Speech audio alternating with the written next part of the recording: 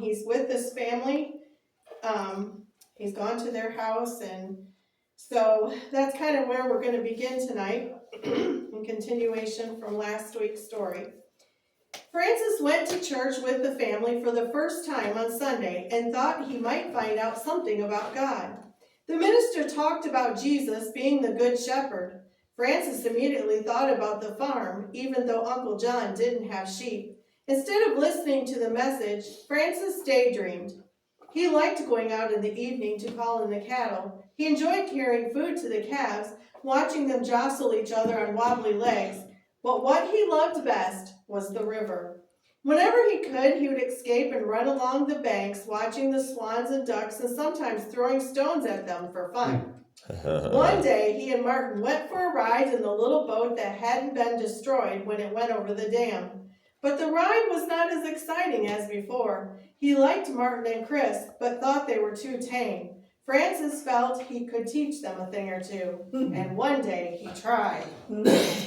Before I came here, I belonged to a gang that had knives and bombs and things, he boasted. But what did you do with knives and bombs? Asked Martin. Oh, we slashed tires and bashed up phone booths and blew people up. Why? What for? Francis hesitated. Oh, just for fun, he answered lamely.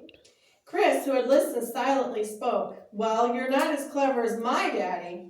We had a cow that nearly died, and my daddy made it come alive again. It's much cleverer to make something alive that was dead than to make something dead that was alive. So there. Francis scowled. What do you know? He muttered.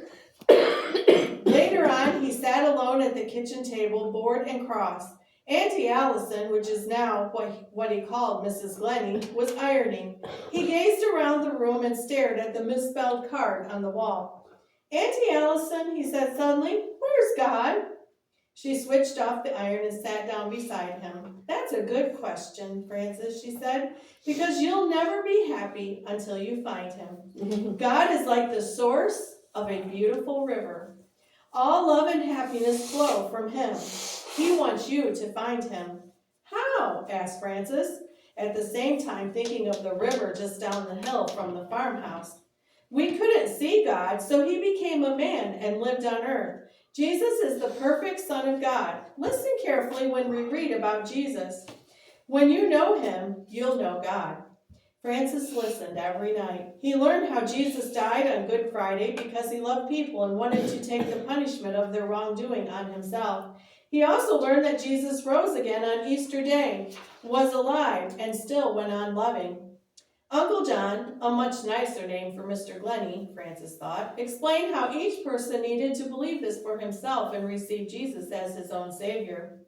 But it made no difference to Francis. He didn't understand all that was said at prayer time. Usually he didn't try to understand. He still threw stones at the ducks and did all he dared to annoy Kate. He snatched food to take to the river, and he told stories that were not true. One day, 3 days before the Easter holidays ended, Francis awoke before anyone else. That night he had dreamed he was running along the bank of the river toward the source. He came upon a stream trickling from the hills. Wherever the water went, greenness and buttercups sprang up. The dream put an idea in his head. He remembered he was to help around the farm, but decided he needed a day to himself. He stuffed some biscuits and cold meat into his pocket and left a note on the table. Quietly, he wheeled his bicycle from the garage. He was going to follow the river, keeping close to the bank. He knew he could not reach the source in the hills, so he would go as far as he could. It was impossible to follow the road and stay close to the river. At the first village, he left his bicycle with the friendly garage man. Then he headed down a path that led to the river. Even on foot, it was not easy to follow the river. The day grew hotter. When he came to a wood, he sat down and ate his lunch.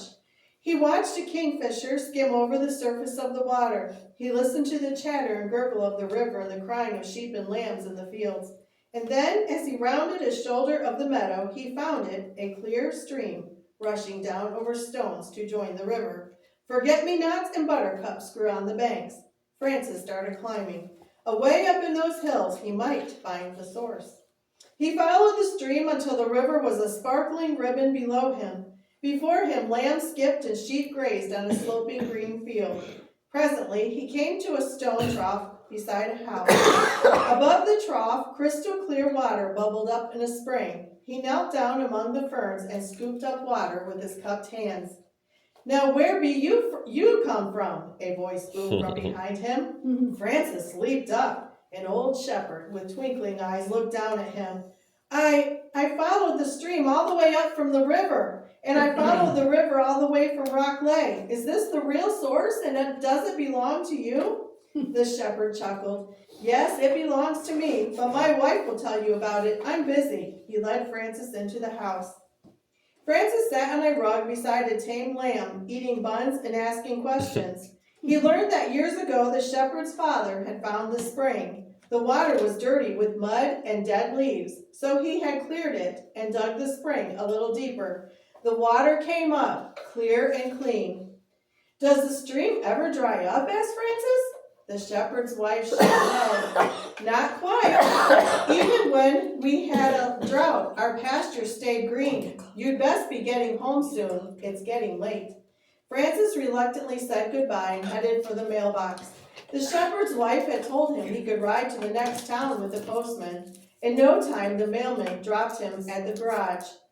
Francis picked up his bike and pedaled home. The sun was setting when he arrived. Kate saw him first. "You deserve to be shot, Francis," she burst out, frightening Mom and Dad. "You lazy little whore." "Careful, Kate," Aunt Allison called as Kate stormed out of the room. "Where have you been, Francis? It was very naughty of you to run away." Francis turned a radiant face toward her.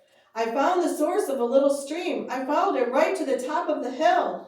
The next morning after breakfast, Uncle John called him aside.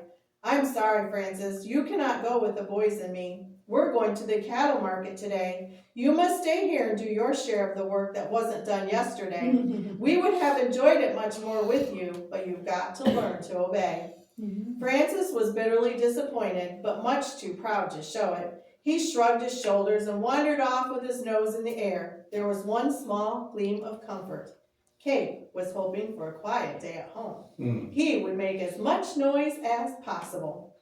Uncle John showed him exactly what he had to do. Then there was a flurry of activity as Martin and Chris left with their dad, and Auntie Allison went to the grocery store. Francis began weeding, singing as loudly as he dared. Halfway through the morning, Kate marched into the yard with lemonade and cookies. She stopped short, amazed and indignant. The work was hardly begun, and Francis was strolling up from the river. Kate exploded. "You lazy lout," she exclaimed. "You've hardly begun. There's no dinner for you until you're finished." Francis sat down on a barrel and stared at her coldly. "I shan't do it at all unless I want to," he said. "I'm not doing what you say anyhow, big boss. I'm not your slave. I shan't stay here at all unless I want to." Kate lost her temper. All she had longed to say for the past month came pouring out in a torrent. "I wish you wouldn't," she shouted. "Nobody wanted you in the first place. You just invited yourself. You never lift a finger to help. You're ungrateful and you're cruel. We know all about your throwing stones at the ducks, and you're a liar too. All those silly stories you told the boys about knives and bombs, it's all a pack of lies. You are just a show-off, and we wish you go back to where you came from." She turned and ran. Francis stood very still, breathing hard, his eyes smoldering in his white face. Only one remark stuck in his mind. "We wish you'd go. Nobody wanted you in the first place." Was it true? If it was, then he was leaving right now. But he had to vent his hatred on something. He went to the weeping willow, broke off a branch, and walked to the tulip bed. Standing in front of the flowers, he deliberately switched the head off every stem. Kate came around the house and saw him fell the last tulip. She rushed at him, but Francis saw her coming and shot out of the garden gate. She was conscious of the rattle of a bicycle bouncing over stones. "Francis," she shouted, "come here!"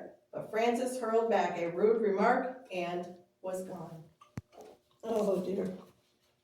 And